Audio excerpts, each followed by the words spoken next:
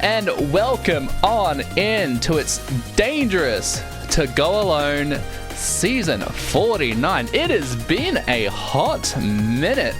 I'm DJ Nani and I'm joined with the bomb. How are you going today, my friend? Well, it's been an interesting day. I literally just got off of work, so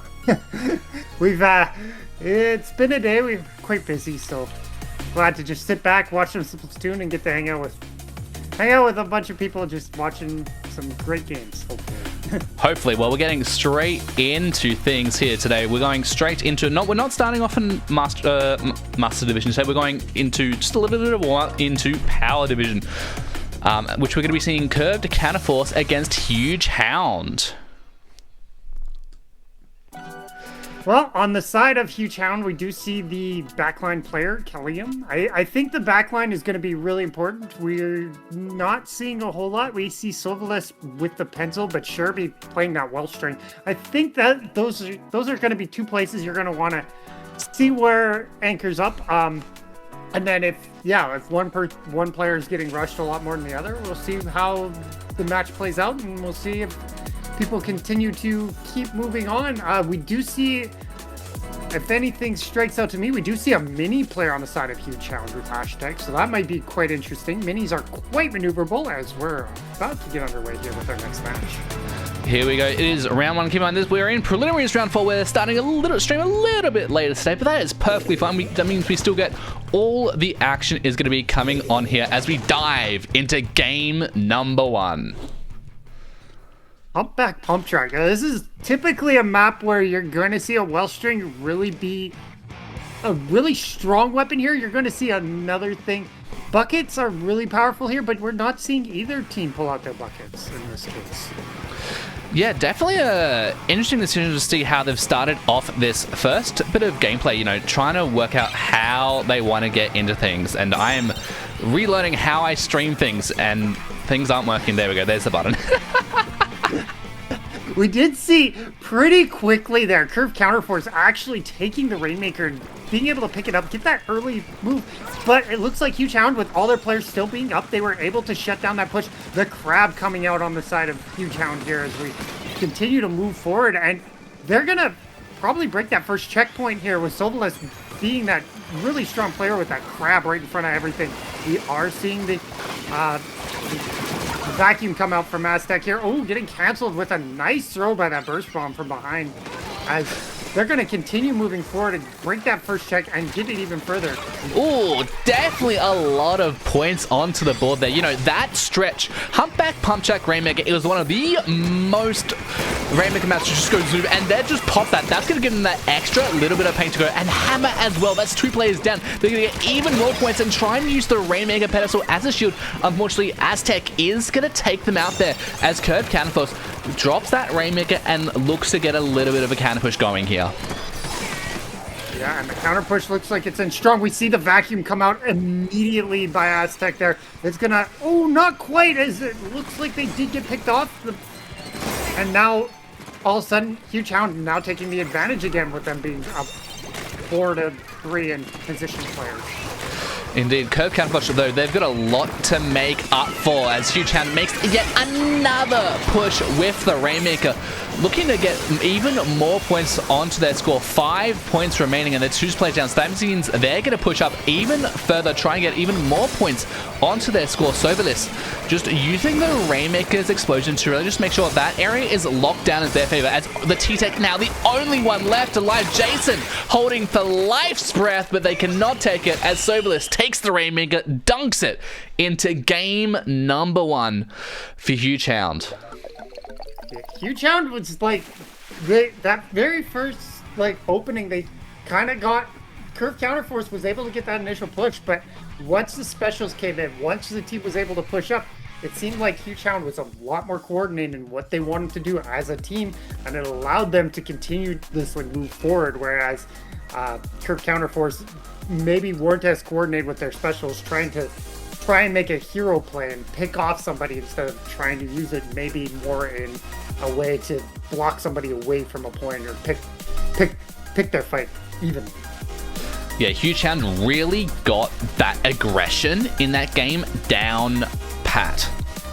But now as we move into game number 2, Shipshape Cargo on tower control, everything's going to change here because, you know, Rainmaker in itself is a very aggressive mode.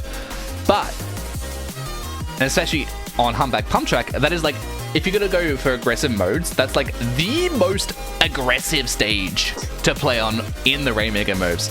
Change that over to Tower Control, which is one of your more defensive play moves, and Shipshape Cargo favors sometimes a little bit more onto that defensive position when you got those perks, especially onto the rear end of the map. It's going to very much change how these teams play.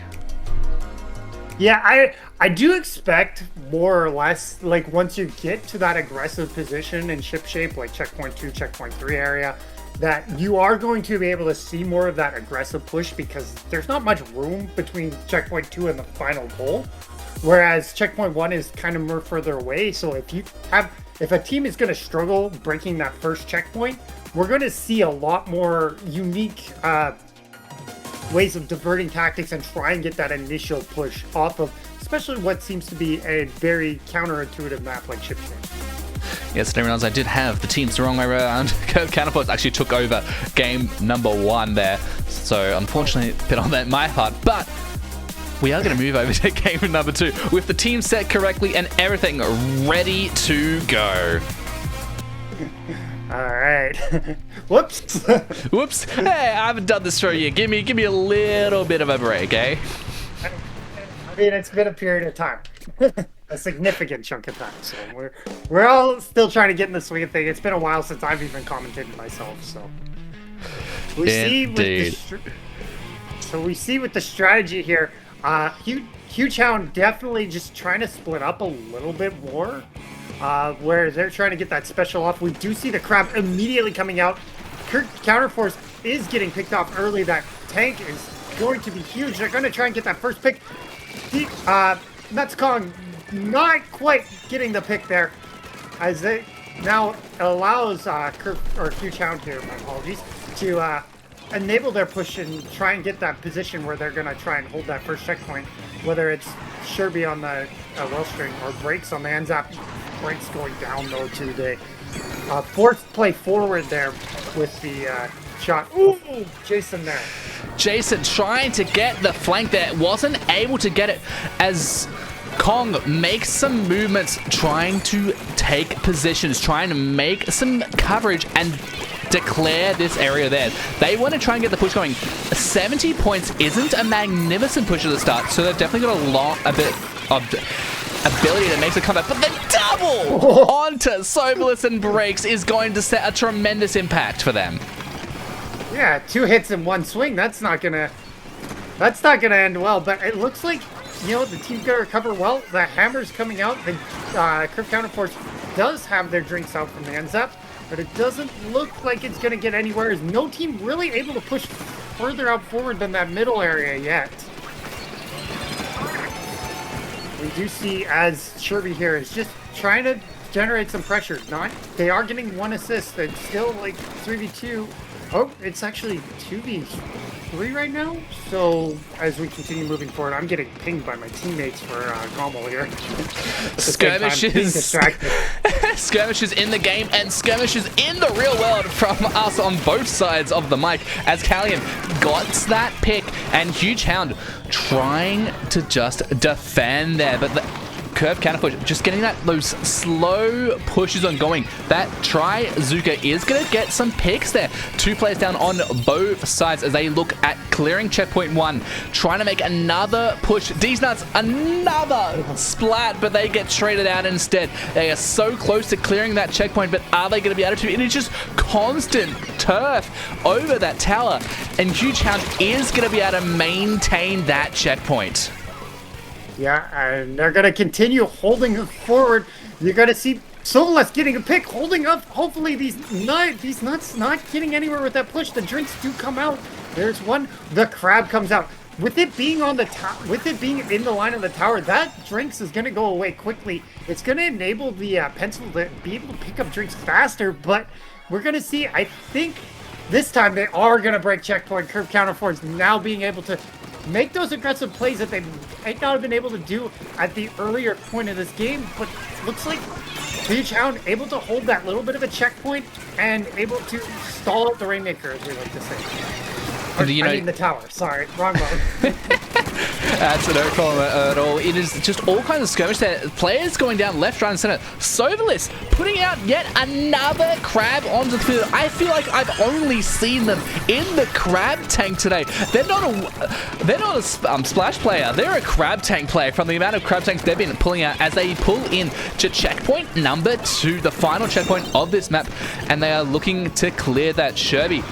All over that as that now is cleared. Getting caught out by a little bit of a, I believe, Splat Bomb they got caught out there. Breaks trying to make a bit more of aggression there, but 2 players down on the side of Curved Counterpush is going to mean Huge Hound is going to have a bit of time to make some comeback. Sherby gets that jump in, but isn't able to make anything happen there as Huge Hound looks at trying to set up their counterpush, but only 45 seconds left on the clock. There isn't a lot of time. It is do or die for them right now.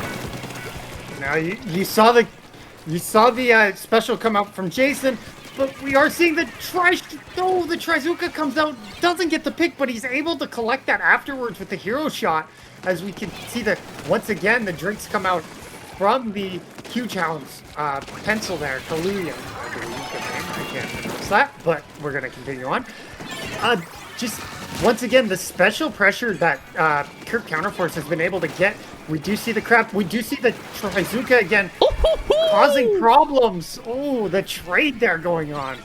Trade between Space and Kaloom is definitely going to set things there, but with no one on the tower, correct me, Curve Counterpush taking the tower, that is going to end the game there. No overtime in today's tower control. That is going to be another win in the books for Curved Counterpush, sending it to 2-0.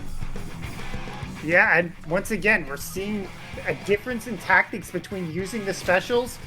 Huge Hound being really good at using their main weapons, but as soon as the specials come out, it just feels like it goes exactly in the opposite way. And I think with that, Curve Counterforce is able to take a lot more space, able to play on their aggressive tendencies a lot more by using their specials and being able to generate more paint with their specials to move forward. And it shows a little bit that Huge Hound has a little bit area to work on when it comes to possibly doing that or painting in reverse of that, whether it's with their bombs or whether it's with their main weapons as a counter possibly to the specials going on in the stage.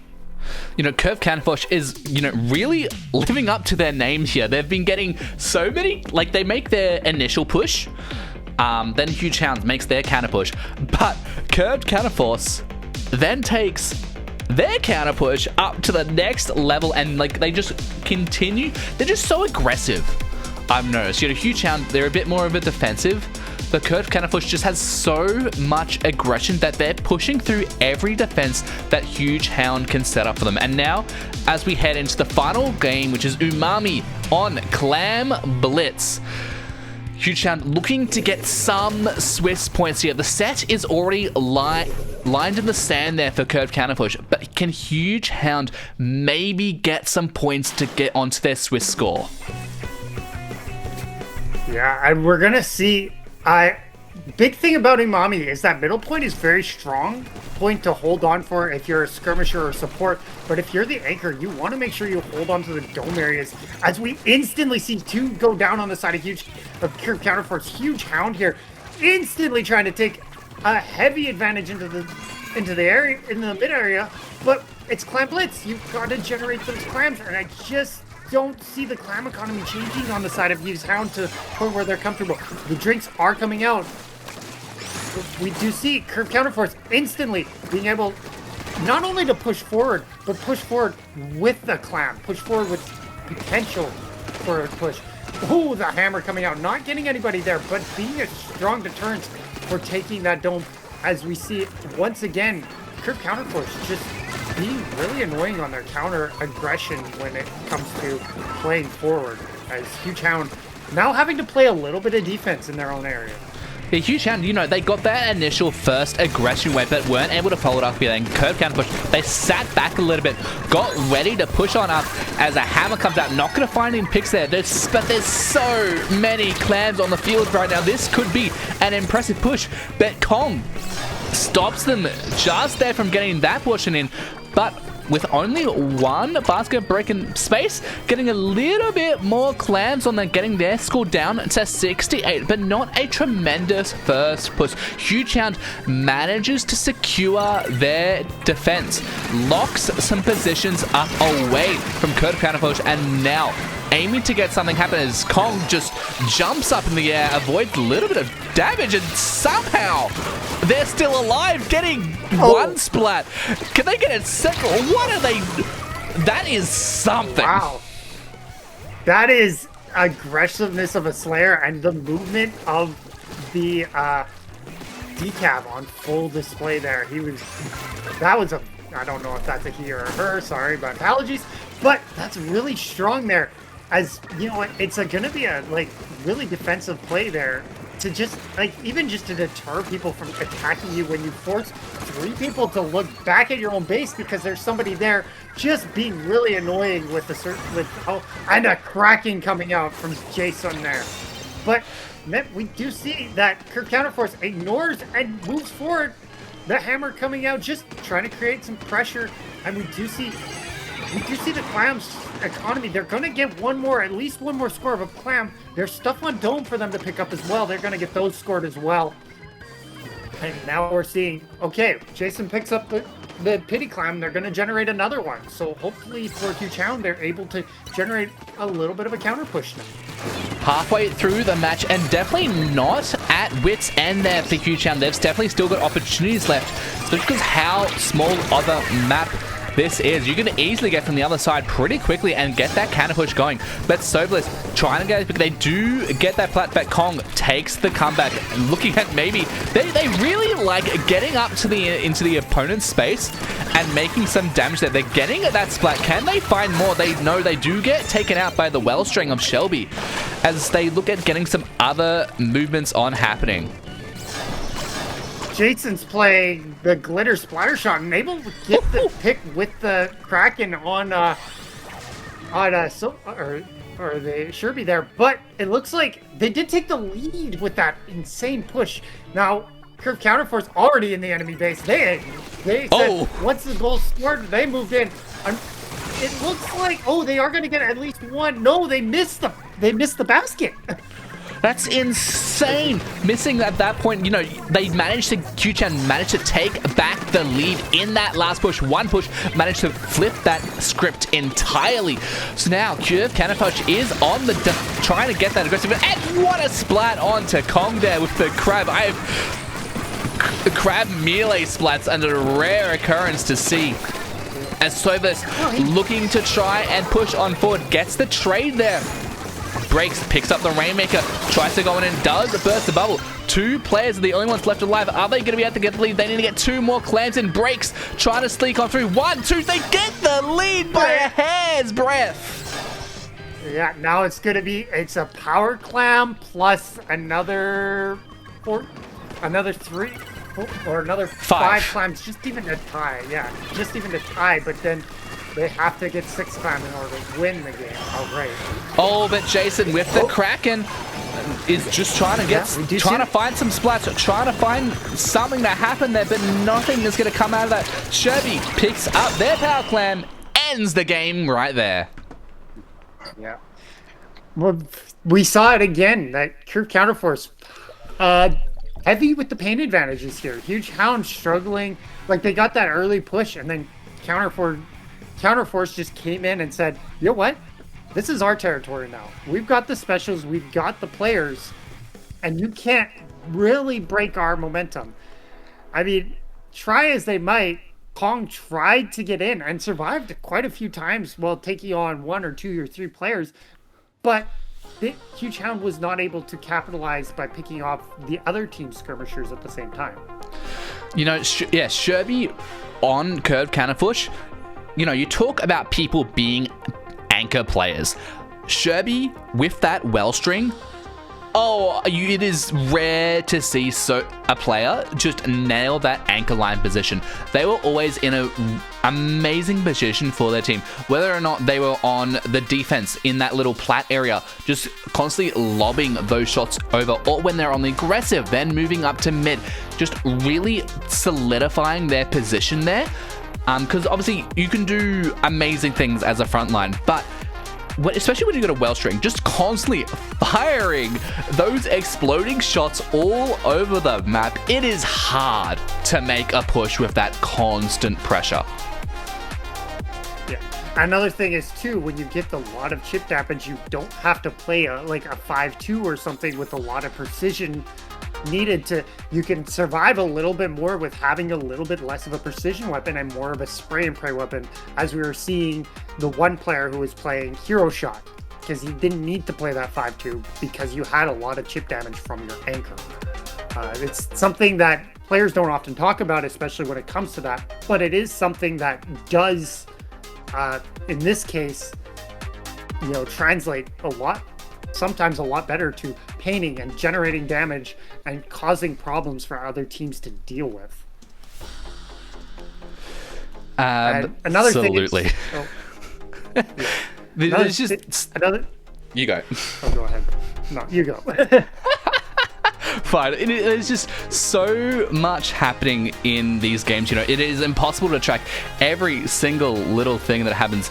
Every player makes so many minute adjustments and minute changes that they have such a grand impact over the general scheme of the game. And look, I haven't commentated in a hot minute, and I'm just blown away. Obviously, the meta changes and people get better as the game progresses, and it's just incredible to see how things have changed from just a year ago. Yeah, I'm in the same boat. Coming from, I've been playing competitive since Splatoon 1, seeing how the meta has changed, and no matter which game it is, depending on what updates, depending on what's really strong at the moment, like Dynamo for a period of time was taking over, and all of a sudden now it's, you've got these precision weapons like 5-2, but there's also counterplays to that. Whereas in this game, we had the wellstring kind of be that, pain or chip damage, so we didn't need that as much as say some other games where a blaster can really do a lot of damage for a team if they play really well. Absolutely. And we're just going to hop on to a quick break while we get the next game on up. So don't go anywhere. You're watching It's Dangerous to Go Alone, Season 49.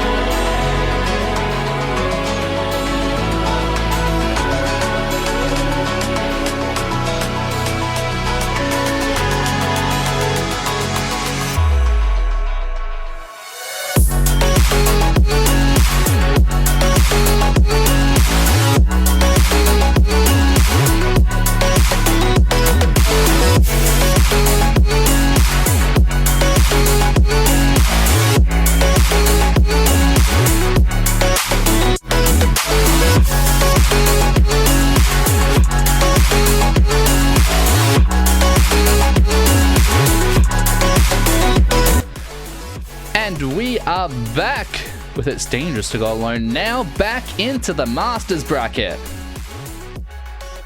Or Masters Division, sorry, it's changed. I need to get into the swing. we're not in low rank, it's not Master Bracket, it's Master Division. We've got the undefeated Crooked Canvas taking on the 1-1 Adamant Albatross here in the semi-finals, I believe?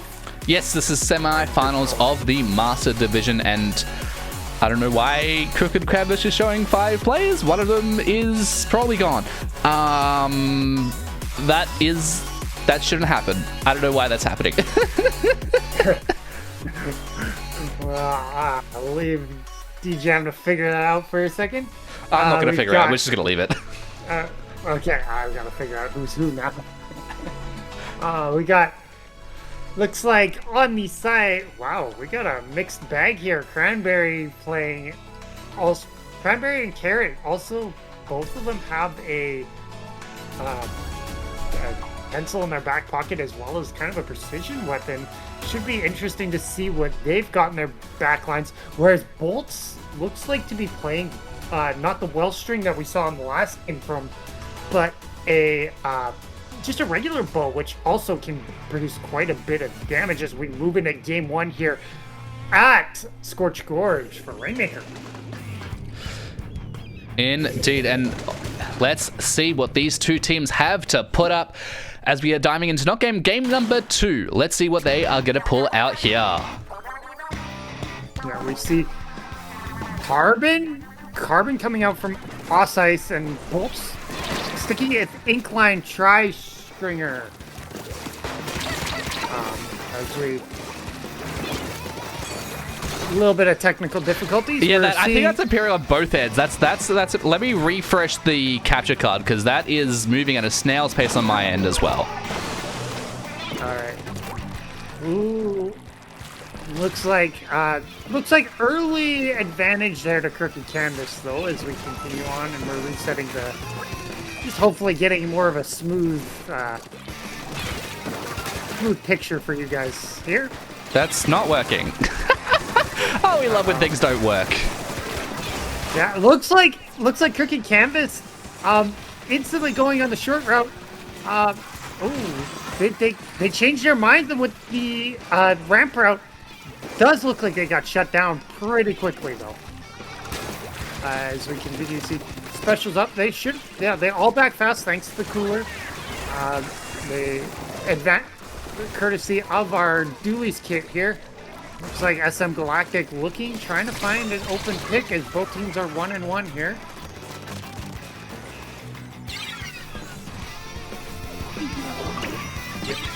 Looks like, they did break through, Crooked Canvas did break through checkpoint 1. We do see Ray in the back there with the Kraken trying to get away from Galactic. It looks like they're not quite going to be able to, but they are just going to be just that rather annoying. But they do get picked off in the back there. Indeed, Adam and Albert trying to make something happen. Rainmaker does get reset, which is going to give Crooked Canvas a little bit more time to maybe try and get another push onto the board there. Galactic goes for the jump, tries to make some space, and everyone really looking at pushing that on forward. Yeah, we see the team got pushed forward into a wipeout. Looks like Crooked Canvas ready and waiting in the... Not taking the taking the side route there, just dropping down into that area and able to get a strong flank, it looks like, from my vantage point. Yeah, I'm sorry, everyone. I know you guys can see fight on stream, but on our end, it has been slowed down to 1 frame a second, and that is not a lie. It is literally running at a single frame every second, and it is not fixing itself. It's interesting to deal with. It is interesting to deal with, that's for sure. I'm just gonna... I might be a little bit delayed popping over to the Twitch stream to actually see what's going on here, but... Sometimes it might help me a little bit just to kind of see what's going on. As we see, looks like Adamant Albatross able to play the defense here as we continue on moving forward. And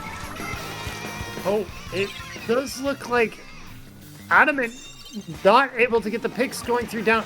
Now pushing up to 22 point, using their advantage and being able to create havoc. And looks like the backline of Adamant is the... Oh, the hammer didn't quite pick up the Rainmaker. And it looks like Adamant able to clear out Crooked Canvas out of their base as they continue moving on that special coming out and doing all the damage to clear. Now they're just painting and hoping.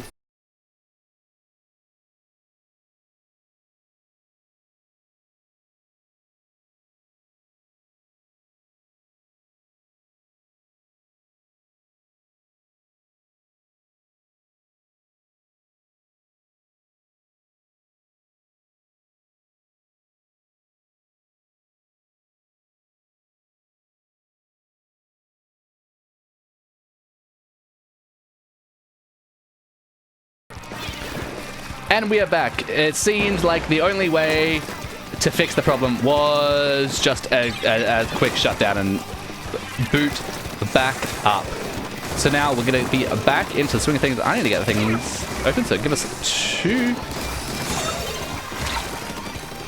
seconds to get everything running back smoothly. For now, you'll just get to have gameplay, no commentary.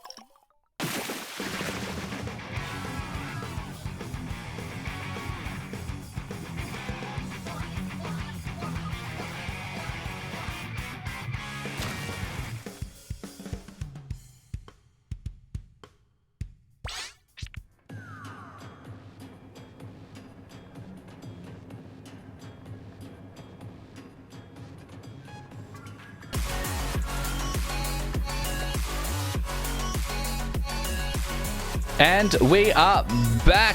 A little bit of a hiccup there. Apologies for that, everyone. But it's kind of hard to talk about things when everything is not working. Yeah. I mean, but we did see it in that last game. I was watching I had the stream open in the background just to kind of see what was going on as we were trying to fix our hiccups there. And it looks like our... right there in the back line with the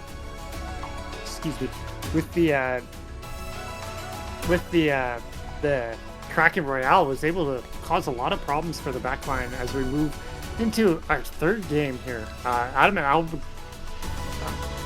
Alb taking game 1 at Mako Mart. We didn't get to see that one, unfortunately, but Scorched Gorge, Crooked Canvas was pretty one-sided, I would say, towards Crooked, as they seem to have the paint advantage for most of the game and didn't really seem to lay off. I can't attest to anything. I was troubleshooting the entire game. I was not paying attention at all. Yeah, as we move here into game 3, Inkblot Art Academy, we're looking more or less on the lines of tower control again. So it's a little different here. That first choke, or the first check's really strongly on that choke. But if you're standing on the tower, you can get some lots of pressure. Ray instantly looking for a flank, does get 2. Onsite's there with the carbon, able to get a trade. But look at the side of Crooked Canvas, instantly able to take the pressure. That drink's coming out, and now you're going to see a lot of pressure on the side, and the Ray coming out as well. Adamant Alb might have to use that their special in the incline with the Tri-Strike, or no, Chumps, my apologies, quite early here to try and generate some pressure away from their base. Oh, but Oisos with that carbon trying to get some splat time. They do manage to get that one there. Can they get a second one? No, nearly getting the second on to Avalon, but aren't able there. Crooked Canvas trying to continue on their push, sitting at a number. I'm not even going to pronounce what that number is. And they're making some advantages on to the enemy spawn.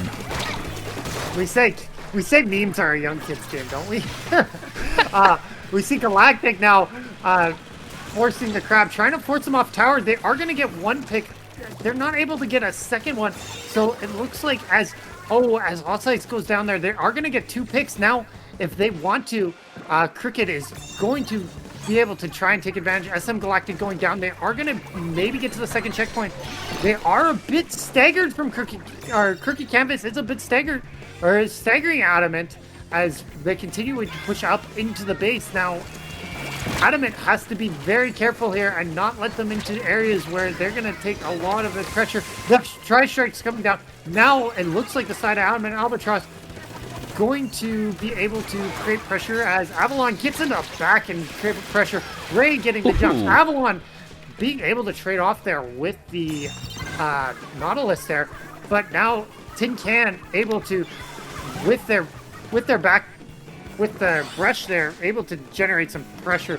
But it looks like that's going to get shut down as they get wiped down here. Oh! Cranberry just sitting there with the mint decapitator, just looking to execute anyone that came on through, and execute they did, getting that spot and for waiting for another one. Same player again. They just are waiting for that carbon to fall into a trap like a fly, and in the trap they fell.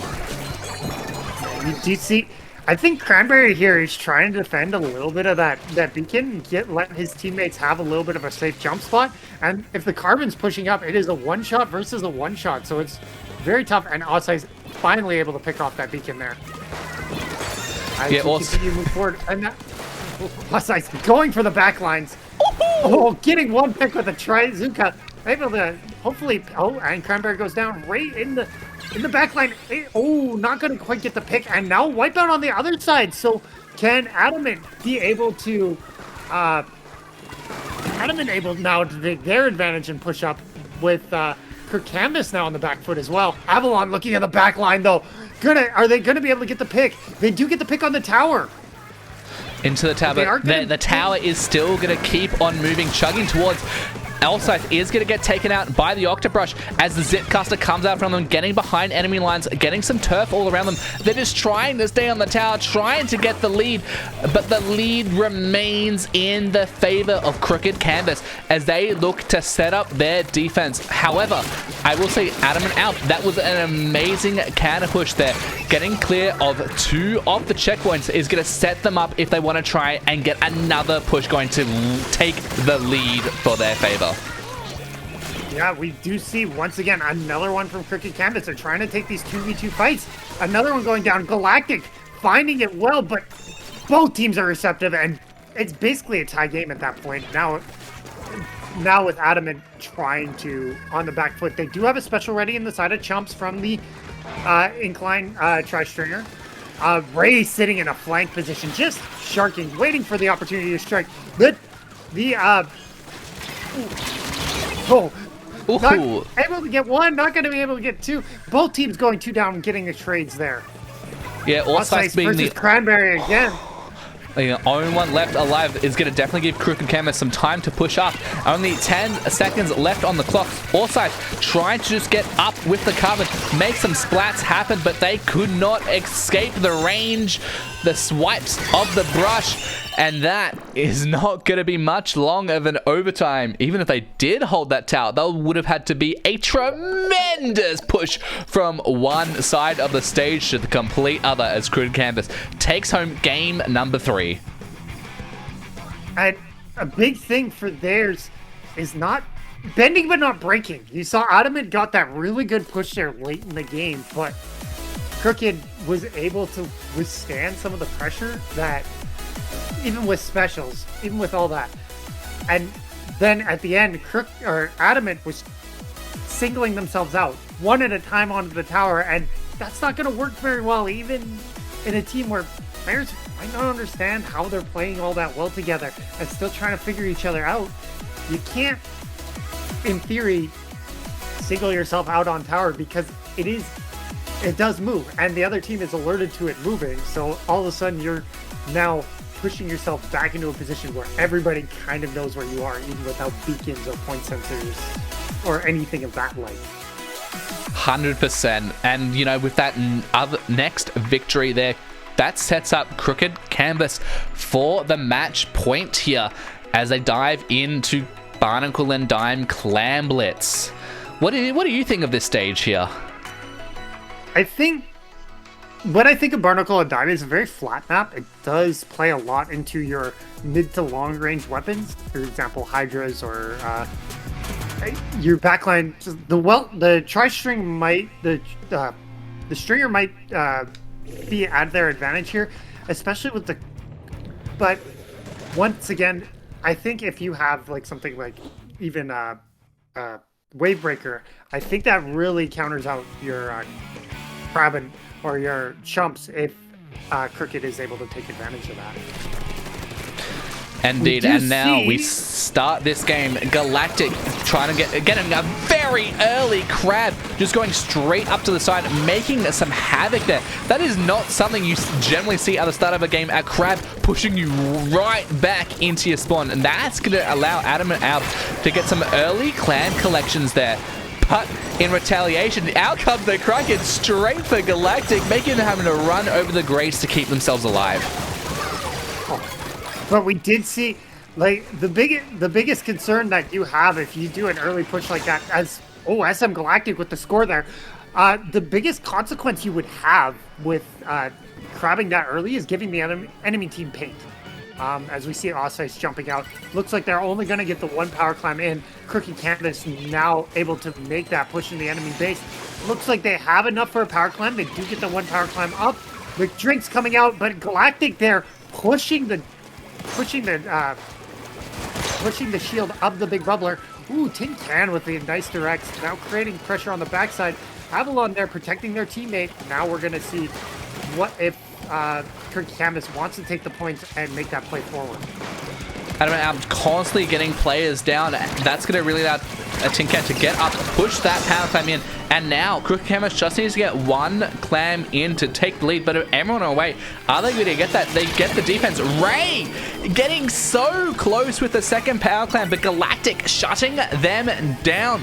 And I believe that was actually their... No, they still got their pity claim in reserve. So both teams now have a pity claim. With 1 point separating both these teams, a power climb will solidify any's team position. And it does look like Adamant Alba is looking at setting another power climb going. But the splashdown cancel onto Cranberry is going to result that into a trade there.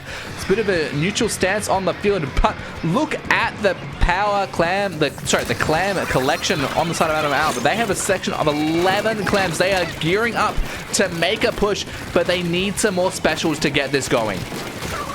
Yeah, and it looks like, admit it, you said that. It looks like Adamant just waited for the enemy team to push, or for Adamant pushed a little bit too far deep, and Crooked was able to get the push. Osice finding the one player with the bubble. Ray gonna try and go in, score 2. They do get away with that one. Cranberry just lurking in the background. Oh, Galactic finding them. And as we continue, they're going to grab the power climb and hopefully make that push forward. But it was a very strong push there from Crooked, and that enabled them to get that 1-2 punch and punishing Adamant for maybe overextending a little bit there. Oh, the crab coming from a Galactic again. For such a, you know,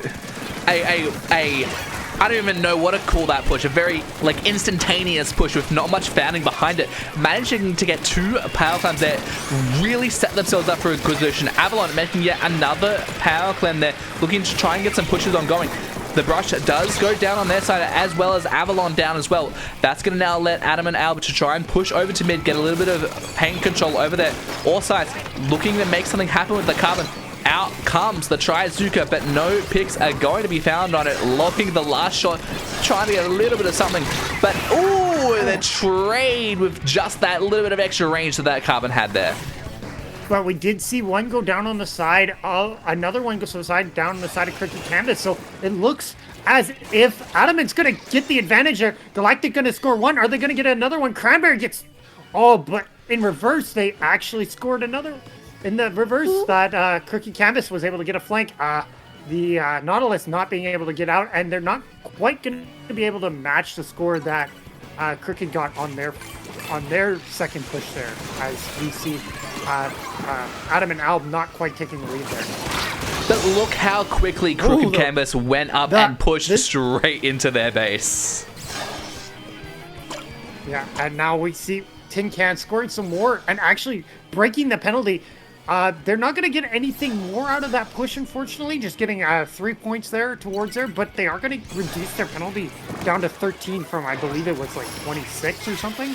So that's going to be more advantageous for them later in the fights as well, as we see the crab from SM Galactic. I said this in the last game, it looks like Adamant not organizing their specials in the same way that Crooked is, where every once in a while, yes, you do see a little bit of a solo special from the side of Crooked, but it seems like once the drinks come in, usually somebody else is there waiting with another special to get going as we continue on. Galactic looking for the opportunity. They're halfway through overtime. They've got to do something with that one. Are they going to be able to get that? No, they're not, and they're probably going to shut down. There's no time for the push, and that's going to be game as we see Crooked Canvas take the set. Oh, they were so close to storing that last power clamp, just weren't able to break through the defense of Crooked Canvas. You know, that G Cavalier player really putting into the work of that team, laying down the foundings for that defense, as well as pretty much most of the offenses as well.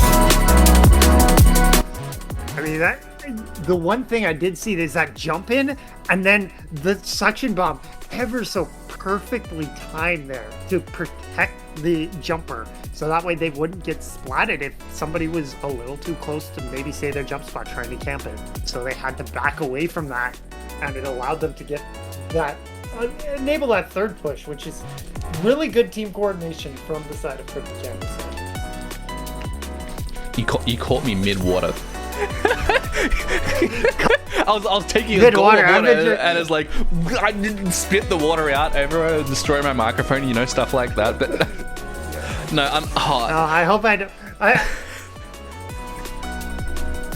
hope it doesn't happen with me. I've got a Pepsi in my hand because it's been a rather hot day. Oh, that would be even worse. Canada, so, it's been a rather hot day, and I work in a greenhouse because I work in a quick loop bay, which windows on all the bay doors, so it was quite hot today. I didn't mean to push that button.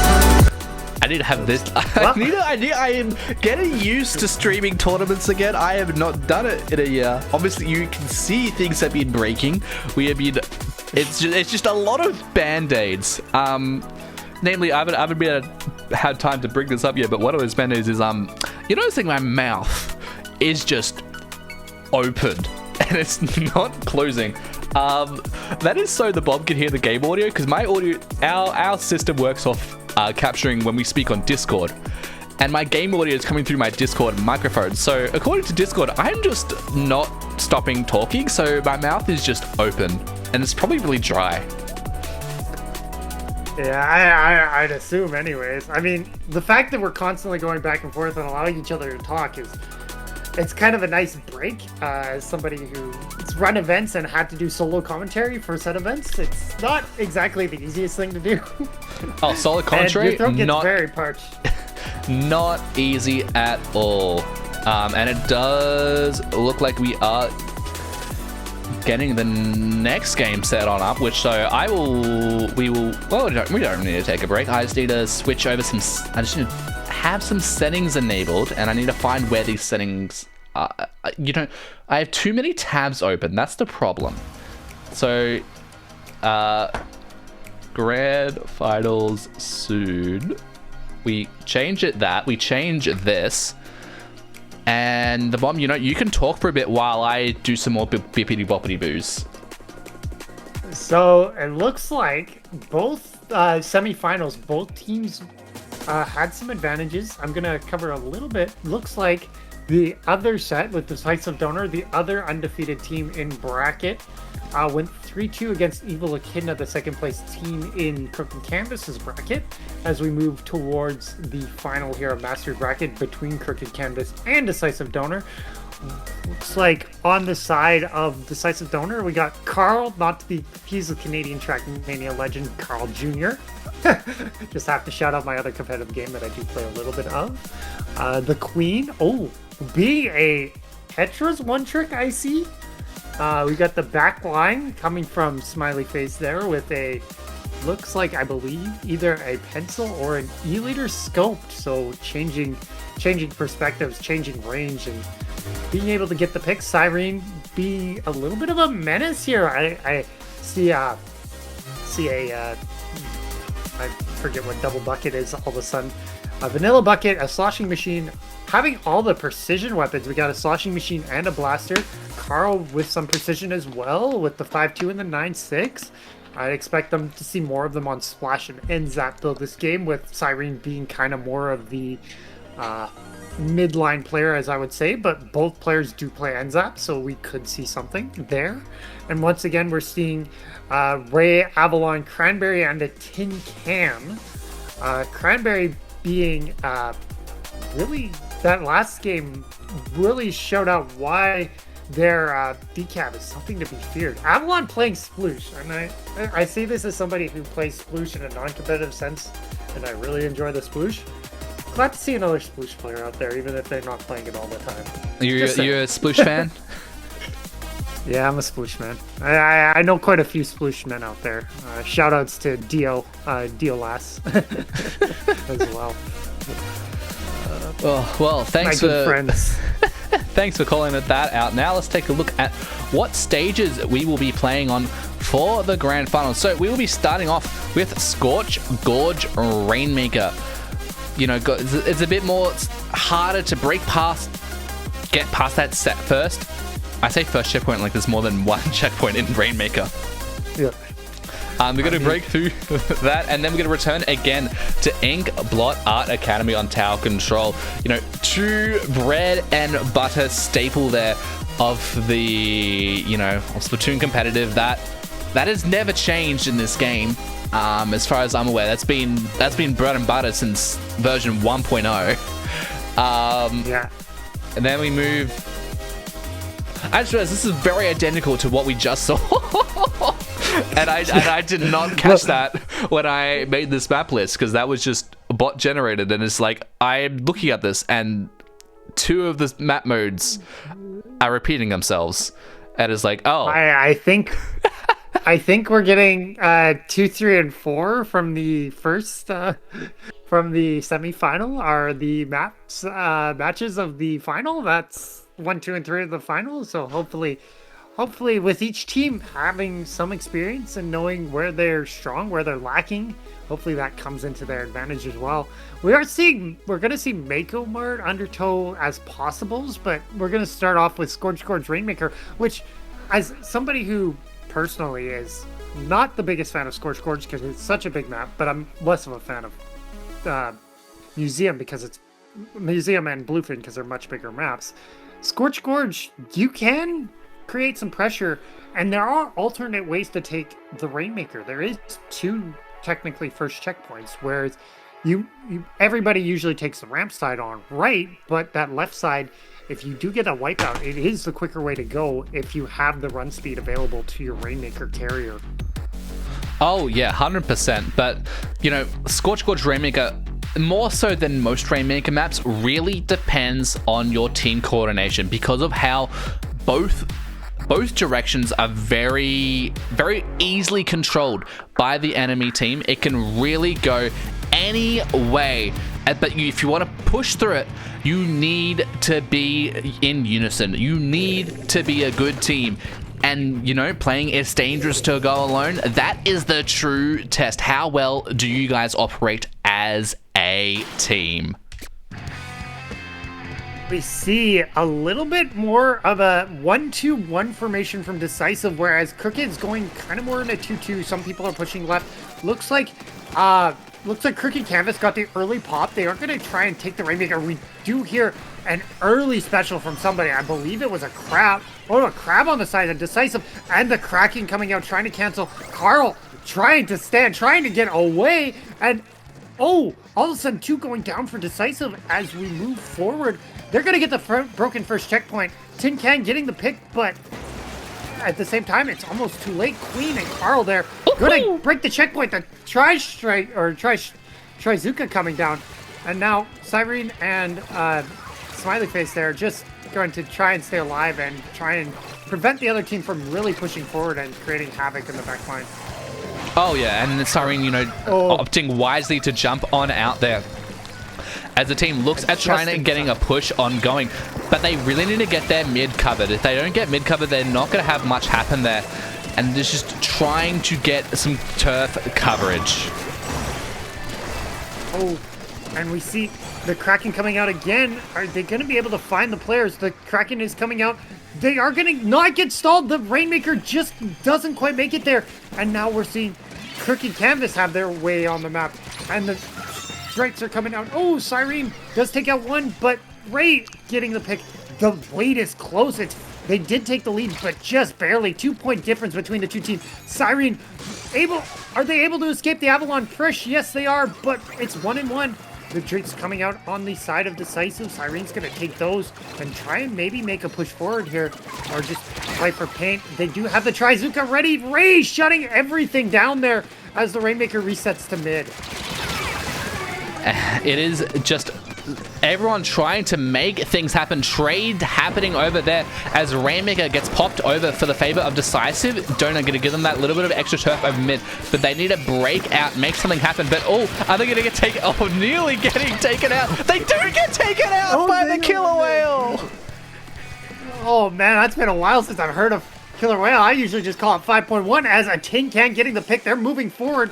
Are they going to be able to break more than that 59? This second checkpoint can be proved as daunting. The big bubbler coming out, preventing anybody on Decisive really to take advantage if they have the drinks. Like Carl's there. Are they going to get the pick? They are, but it looks like once again that Crooked 3 up. They're going to continue to push forward. Oh, Smiley Face with a very nice pick there on the... Oh, Ray is going to find the pick back though. Ray needs to watch behind them. They do have somebody back there. Oh, and Cyrene almost getting the flank there. Not going to get anything from it, though. Ooh, and Ray finding his teammate there as the opposing player was right in front of them and in more of an advantageous spot for the enemy player. Yeah, Reishi looking at trying to make things push on further. There we go. Tin Can picking the Rainmaker, gets a few more points, going from all the way to 40 to 27. And they just going to try and keep on the aggression. The Siren going to leave a little bit of a jump there. Try and gets that splat onto Avalon as well. Seeing the beacon there. Gets them. Can they get the splat from the beacon? They get the assist, which is good enough. And now, Decisive Donut looking at getting their counter push. Tin Can pulls out their Crab. Cyrene pulls out their Trizuka. Specials are dancing over the middle of the field, but with 2 players down on the side of Decisive Donut, that is not going to be the counter push that Crooked Canvas was looking for. Seminar getting the pick there, and the Tin Can looking more forward as we see Ray. It looked like somebody might have got in on the flank and got the Rainmaker on the top side. Queen now looking for something there. Not finding anything as we do see one going down the side for Crooked, but once again, them holding the opportunity to take the advantage. Tin Can having to look away for a half second with that 5.1, not being able to get more than the 1 pick on the 1 player. No, just really trying to find routes here, trying to find plays on getting through. 30 seconds left on the clock. Decisive Donut needs to get some pushing happening, and 2 players going down on the side of Crooked Canvas is certainly going to help that. A flank over there. Carl does see them, trying to make sure they can't approach. It's just, but now they're pincered between 2 players. But 2 players go down. That's really going to now allow Decisive Donut to push that even further. Trizuka coming out from the side of Decisive Donut. Even more aggression coming on. And that's going to be the lead. Is the lead. Overtime is going to start as they do get splattered there. And Crooked Canvas has a long journey to make. And they have 60 seconds to do so if Tin Can doesn't die here before that point. Cyrene looking for the flank there. Not going to find anything as Seminar once again finding the Sharker, finding the opportunity to strike. Now the Kraken comes out from Seminar looking for the... Carl is there. Oh, Carl is there. Avalon defending. Queen down. Now you've got 30 seconds left to make this push. Seminar going down, but How? How are they alive? How are they still pushing? How are they getting through? It's just so much, and they don't have much time left. They've got the turf. Can they stay alive? They've only got a few hit points, a few seconds left on the clock. Queen's finding the Oh, and that's gonna do it in game 1. Decisive Donor just being able to manage to sneak and get the lead in the last second, force that overtime. Crooked Canvas doing everything they can. They were all there, not finding the opportunity. And we see Decisive Donor take game 1. Whew. That was an intense game right there at the end. What a way to start, hey? That, you know, sometimes, you know, being a draft tournament, you know, obviously we try and make these as even as possible, but, you know, we're dealing with words on a page. We're looking at what people put in, what results we can find, and at the day, it's just educated guesswork. That's how these teams are made, I'll be completely honest. It's educated guesswork. But when you get matches like this, matches that are so close, both teams pushing all the way into the enemy's defense, you know, end of the standard time, 2 seconds left. Decisive Donor gets the lead. Then, throughout the entire overtime, Crooked Canvas picks up that Rainmaker, and they don't have that extra checkpoint to give them that extra overtime time, so they have to take it all the way from their base to the enemy's base. And there was a few times there that they were millimeters from getting splattered, and I would love to talk about this more, but unfortunately there's more games to see, more games to play, and more action to take note of. We are moving on to Inkblot Tower. We did see this last game when one team gets in the enemy team's bats area above that, by where that bike is, by that what looks like a statue almost. It's very hard to generate that push. We do see Cyrene. Looks like the flank's coming in from Ray early this time, and they are going to get 1 pick. Are they going to get 2? Looks like Ray's not going to find anything, but instantly going in, getting another one. And look, if Canvas now taking the tower, maybe a little late here, but the instant pressure on Smiley Face. Smiley Face able to defend themselves well. A Tin Can being on his own there, but at the same time, Queen looking to make that early pick, getting pressured from the teammates, coming on the retreat, able to help Tin Can out and defend the tower as we see Seminar take the tower, trying to use that as an opportunity to make an attack. Carl and them getting a pick. Now it's 2 down. And now we're seeing the strikes. Queen now getting pressure on Tin Can. The backline going down there. Avalon going down as well. And now it's time for Decisive Donor to try and make their first push. Yeah, definitely a great first push there from Crooked Canvas. Clearing that first checkpoint. That first checkpoint, definitely one of the harder checkpoints to clear. It stays up for a while. But Queen going up into the enemy's space with those Dark Tinted Jewels, really just moving around the enemy's position. Gets the splat onto Reishi, but isn't going to be able to follow that up with anything else, as now Crooked Canvas looking at to further their push. Tin Can comes out with the Killer Whales, which allows them to see where some of those enemy players are, but isn't going to follow that up with anything. They do get tagged there, but, you know, with no one really pushing up there. Oh, someone is actually, I say pushing up there, and then, you know, commentators go, someone's pushing up there. Reed is in there with the Dark Catchers. I saw them special. They are going to get the pick on 1, and there's getting picked off there by Ray with the Zipcaster. Specials coming out to counter out of their specials, and now we're moving forward into another quite intense matchup here. Cyrene and Ray are going at it again. These two seem like a match made in heaven. They're just constantly meeting each other on each other's flanks, just stopping and then also returning the favor. But Reishi over here on the box, looking to see if they can find a little spot. Someone are dancing above them. They hold off, but there is Queen, the match made in heaven, as another Zipcaster comes on out. Gets 1, gets 2. Out comes the Aura, and can they find more picks? No, they can't. They're going to get jumped on back. And Crooked Canvas looking at getting their push started. Cyrene says, you're not going to be able to use your Zipcaster without me getting the pick on you, and I'm going to jump to base now, help my teammates out, and get more advantageous position. Very smart play by them, by the way, as we continue to move forward. Oh, Reishi getting another one there.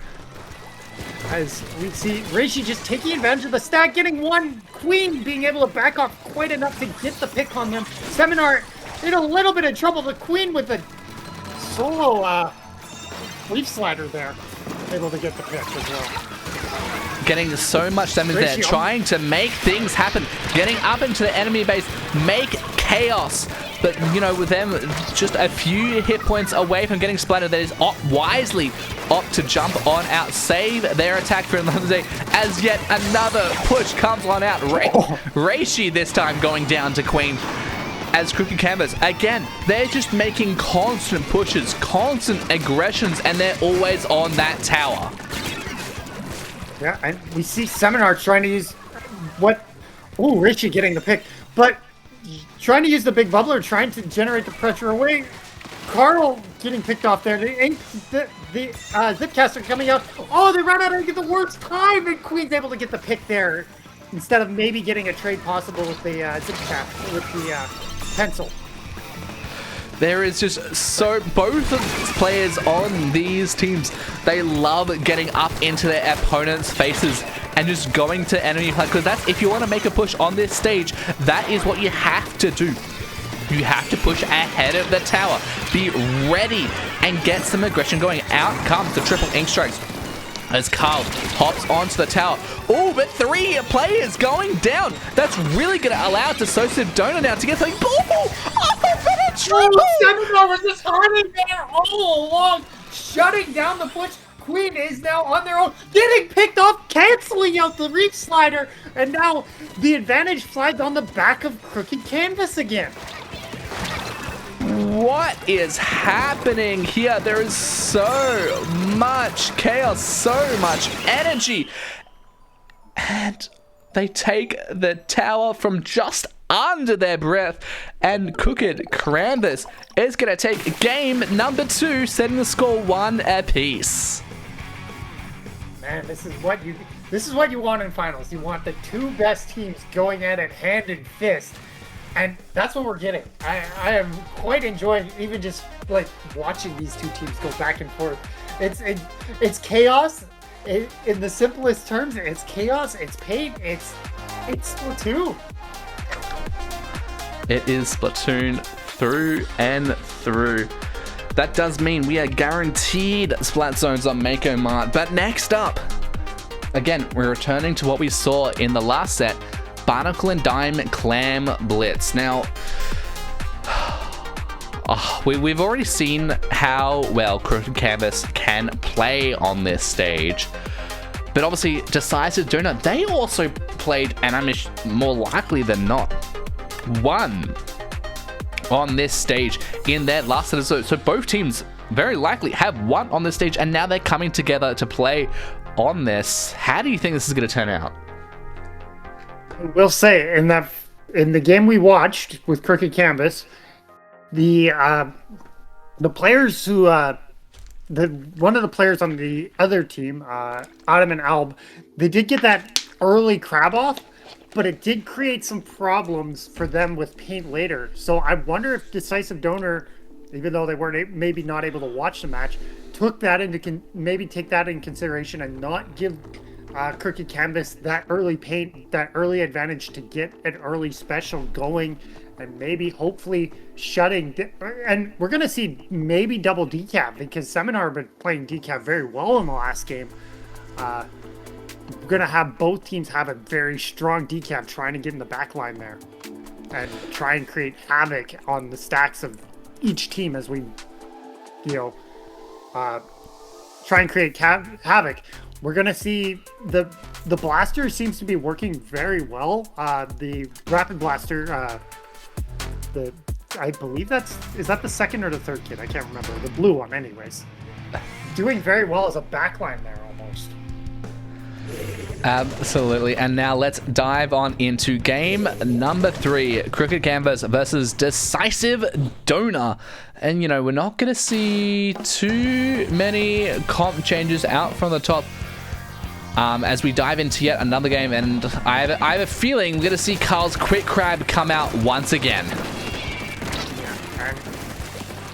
As we see move into the game, we do see that early drinks from Avalon going to be able to help his team, and the curly crab there, yes, once again. Oh, Avalon running right into a big queen there, and now the drinks come out from the side of Decisive Donor. Waited a second. She's going to get a double there with the caster. 2 going down. 3 going down on the side of Crooked Canvas. A Tin Can trying to get away. Is going to get away. I can't see the name. Going down there as we continue to move on. And now the 5.1's coming out. Not seeing Queen. Did he manage to get a sight line?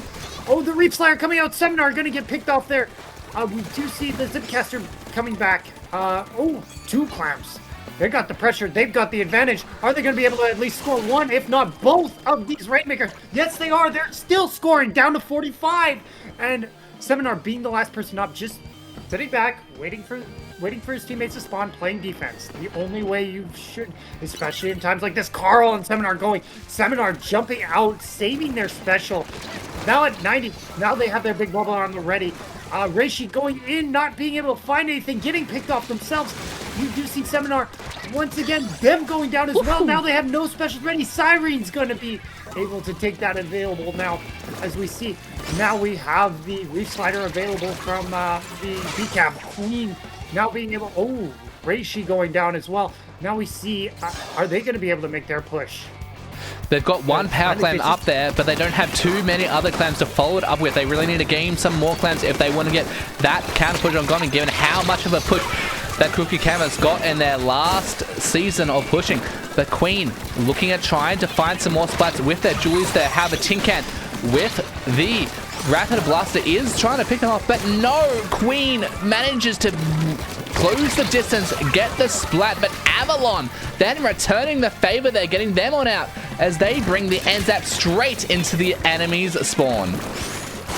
Yeah, and now all of a sudden Crooked Canvas now looking to take an advantage there.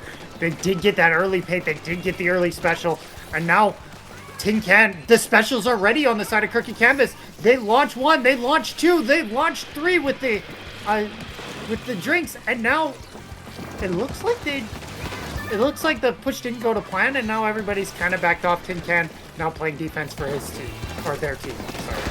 Yeah, none of the specials really panned out the way they wanted to. Obviously, they got the specials, they got the pushes going, but they weren't in the positions to capitalize that, take that in retaliation, as Carl on that crab take set themselves up in a tremendous position there. 3 players down. On the side of Cookie Bears, the basket is broken. Clams are going in, but they don't have enough in their economy to keep up the push.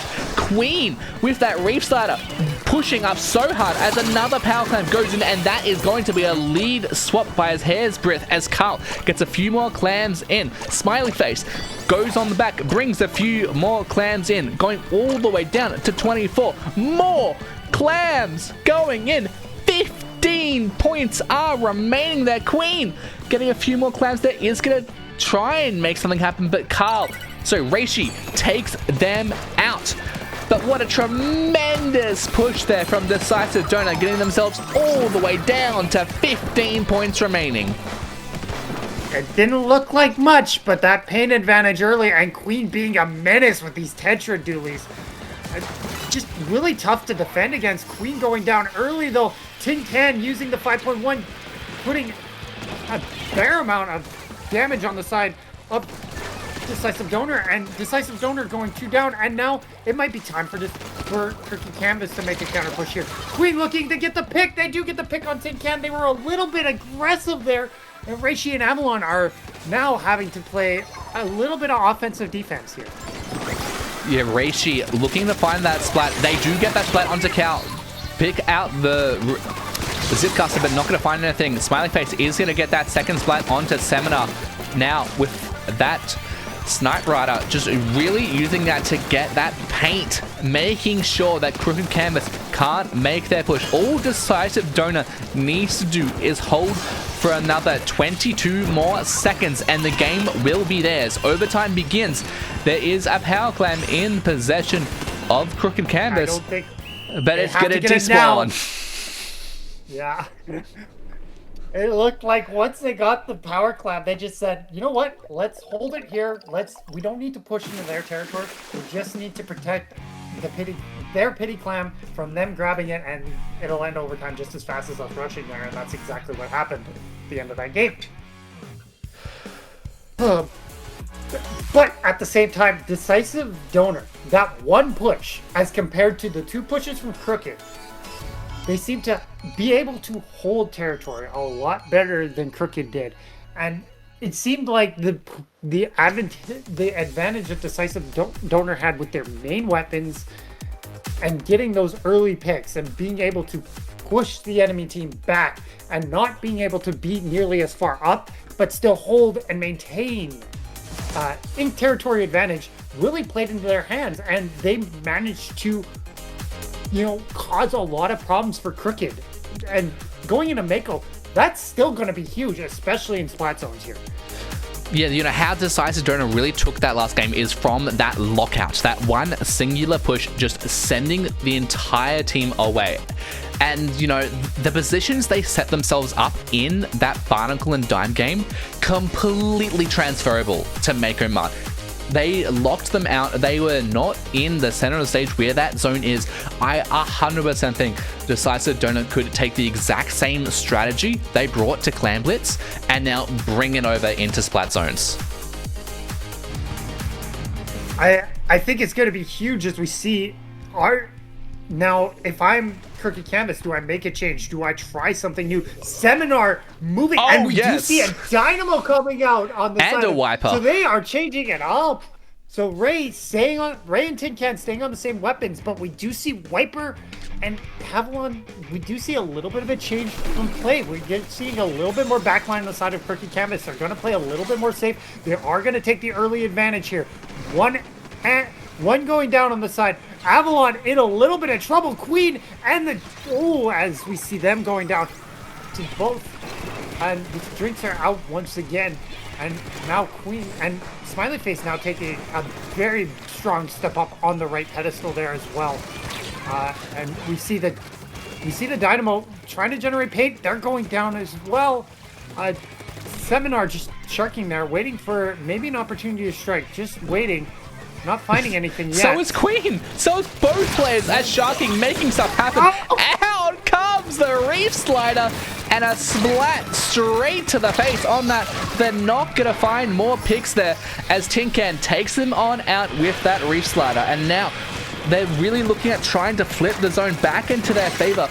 And because 21 points there is a massive first push, but they're going to keep it up with 3 players down on the side of Crooked Canvas. Seminar trying to make something happen. 1 hit point to their name, but a few points left on the zone. Can they keep it? Zone goes into neutral, but they hold it. They keep it, and they take it, and that is the tournament.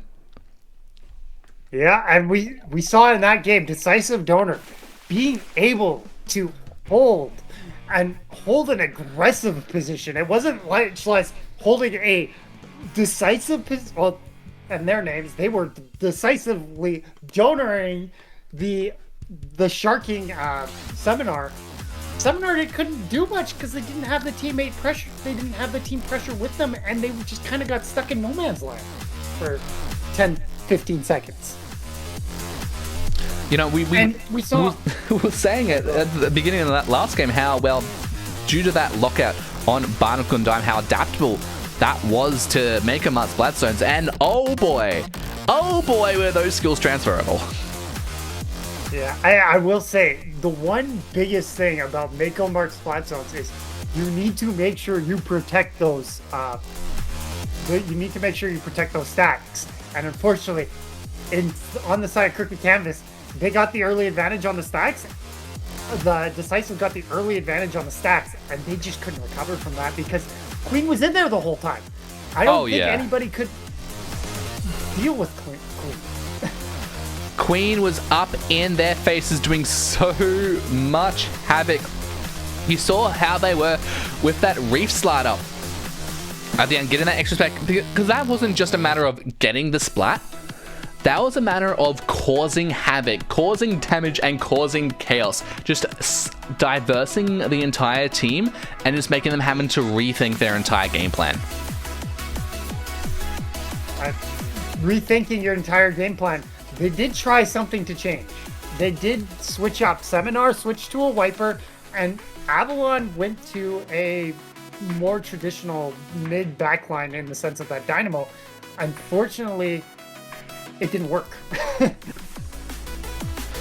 It didn't, unfortunately. You know, Dynamo obviously really good at painting and just constant aggression, but you really need to.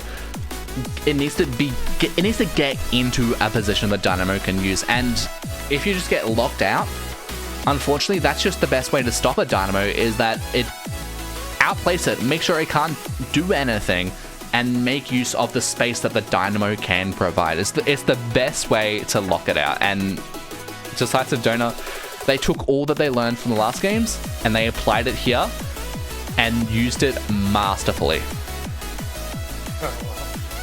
Yeah, Master Bracket closes here. It's just it's exciting to watch. Like that first game that Cricket took, like it was back and forth. Like we saw that. And then the change, or Inkblot Tower, it was back and forth. Scorch Gorge, another back and forth team. Barnacle and Dive was back and forth. It was just one push that made a bit of the difference. And then Decisive being able to utilize they realized their advantage in being able to hold forward positions. And that really what took them over the edge in the fourth game, I think. It was their home run. They went all the way, they took it, they sailed it, and they set it, setting themselves as the champions of the Master Division for this season of It's Dangerous to Go Alone. And, you know, we've only run the Master Division twice, ever. And in case you're new around here, Master Division is something we've introduced recently. It requires you to have, it's got a skill floor. It's got a cap skill floor of around Ludi Div 4, plus other requirements if you haven't played Ludi, where Ludi is not the be-all end-all for seeding, as if you've been around the comp sphere, that you should know that by now. But it's one of the ways we make sure that the Master Division is as competitive as it can be. You have top to mid, Div 5 I should say, not Div 4. You have top to mid level players all fighting on a similar stage, all draft players. You know, everyone's got a similar ability. They're all learning how to play together. And when you can play together as unison, it doesn't matter what your rank is, what you can play. Obviously there's a bit of your individual skill play has a lot, but teamwork really makes it. And especially that last game, Decisive Donor showed how well they played together as a team, and that's why they took home this season of It's Dangerous to Go Alone.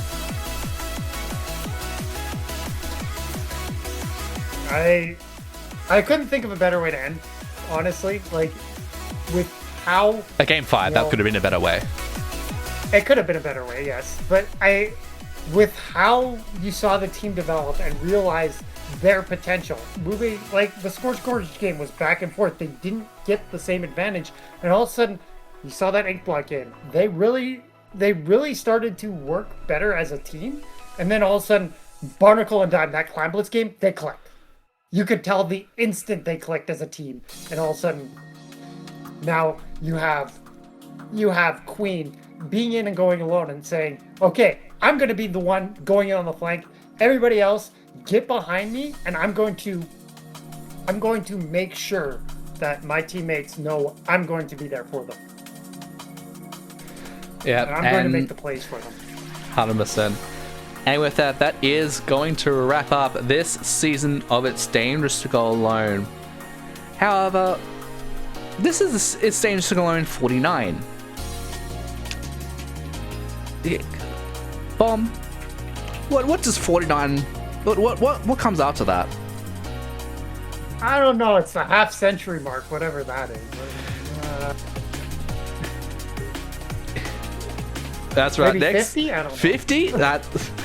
50 is right. That is going to be the next season of A Dangerous Girl Alone. And, oh, trust me, it is going to be a massive season. I'm not going to leak too many things at the moment, but we're changing a few things about how Dangerous Girl Alone runs with season 50, but also there's going to be some prizes. I'm going to tease that now. There's going to be a few prizes on the field there for people to try and battle for. All divisions will be eligible for some form of prize, but we will divide that information at a later date once we know what date we want this tournament to be. But it's Dangerous Girl Alone 50 is, well, it's going to be pretty big. I'm going to toot my own horn there, but you guys will have to tune in for that when that happens. But for now, thank you all for watching this season of A Dangerous Girl Alone, and we'll catch you all in the next one. Thanks for watching, everyone. Hey, Bobby.